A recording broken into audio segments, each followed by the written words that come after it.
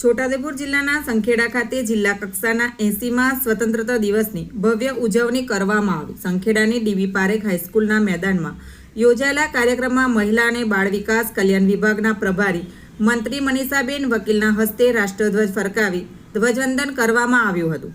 આ પ્રસંગે છોટાઉદેપુર લોકસભાના સાંસદ જસુભાઈ રાઠવા, જિલ્લા કલેક્ટર ગાર્ગી જૈન, સંખેડાના ધારાસભ્ય અભયસિંહભાઈ તડવી, જિલ્લા પોલીસ વડા સહિતના અધિકારીઓ પદાધિકારીઓ મોટી સંખ્યામાં લોકો ઉપસ્થિત રહ્યા હતા।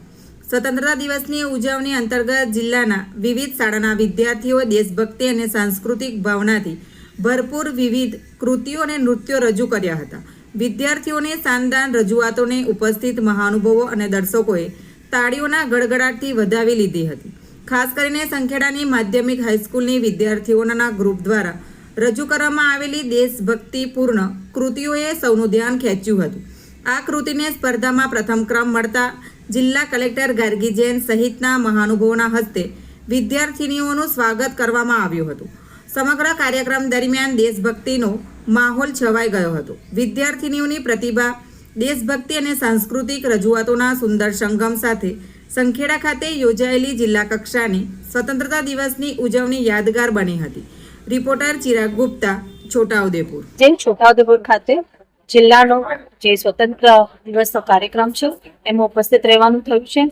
ખૂબ સારી સંખ્યામાં બાળકો પણ ઉપસ્થિત રહ્યા અને આજે એક ખુશીનો પર્વ છે।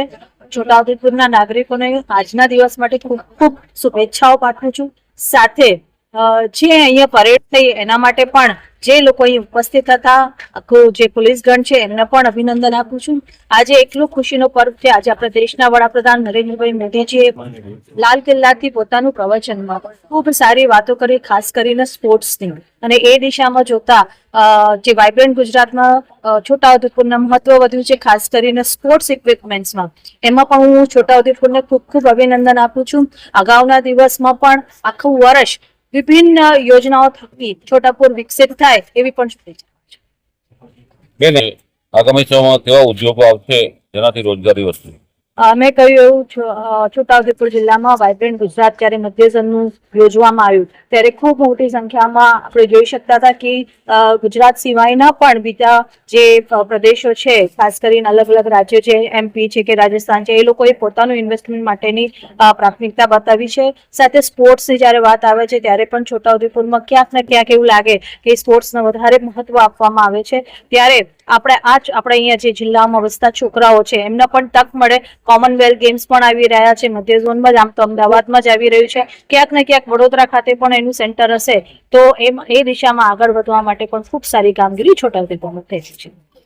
હાઈસ્કૂલ સંખેડા 80મા સ્વાતંત્ર્ય પર્વની ઉજવણી આજે અમારી શાળામાં જિલ્લા કક્ષાએ થઈ।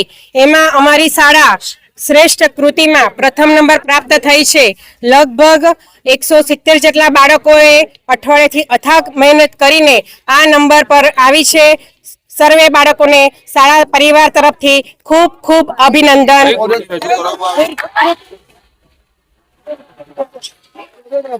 કૃતિનું નામ છે એક તેરા પ્યાર હે સચ્ચા। કોરિયોગ્રાફર દ્વારા બરોડાના કોરિયોગ્રાફરો આવ્યા હતા અને ખૂબ મહેનત કરાવી હતી અને બાળકોએ શ્રેષ્ઠ પ્રદર્શન કરી અને અમારી શાળાને ઉચ્ચ કક્ષાએ પહોંચાવી છે।